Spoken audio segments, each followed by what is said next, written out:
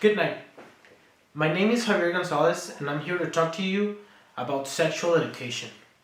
My purpose is to implement sexual education in every elementary and middle school of Tijuana. My general purpose is to persuade parents to include sexual education in their kids' school. My specific purpose is to prevent undesired pregnancies and STDs in future generations. My thesis statement stated that introducing sexual education in an early age will reduce undesired pregnancies. It can also teach children to take care of themselves and in order to eradicate STDs. And lastly, it will encourage children to respect other sexuality preferences. Did you know that 750,000 teenagers become pregnant every year? The majority of those pregnancies aren't wanted, 82%. We need to teach accurate information to stop unintended pregnancies. This was a quote stated by Advocates of Youth. My main topics will be sexual education, the increase of self-esteem, the stop of discrimination for your sexual preferences, stop of unintended pregnancies and STDs, and lastly, this will help decide kids when they want to start their sexual life, not by peer pressure. First, let's talk about unintended pregnancies.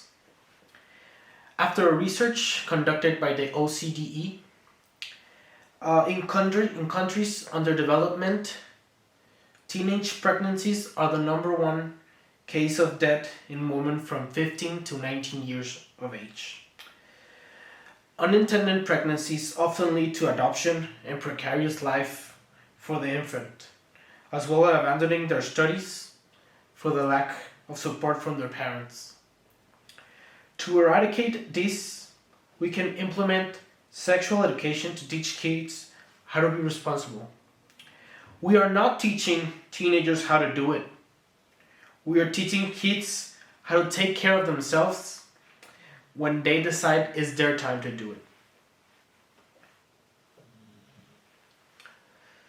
Next, we're going to talk about sexually transmitted disease. Pregnancies is not the only consequence of the lack of sexual education. Sexually transmitted disease are commonly attached to having sexual relations without protection, the use of condom, or even the lack of knowledge about them. Sexual educations are on different levels. Some start as a small infection, and some others, like HIV, could cause even death. This is brutal for our kids of the next generation.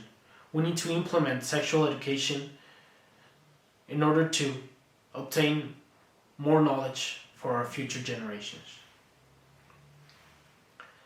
Lastly, and this is the most important part, is the no discrimination. Children from gay couples or other variants many times feel excluded. This happens because of moral rules catalog that as wrong or different or something adults are not used to. This could stop by teaching kids sexual preference and to accept others.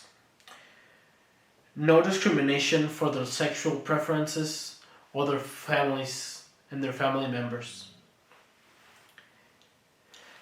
This also encourages union and levels of self-esteem, as well as reduces bullying. We need to understand that discrimination isn't from the kids. This is what parents teach the kids. We need to implement sexual education in order to respect everyone in our environment. And lastly, I'm trying to reduce STDs, undesired pregnancies, but as well as increasing self-esteem and respect to other classmates about their sexual preference.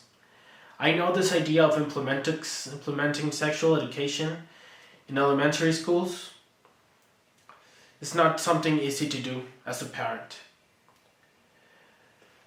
My recommendation is to educate parents in order to accept that for their children, the value of sexual education is extremely high.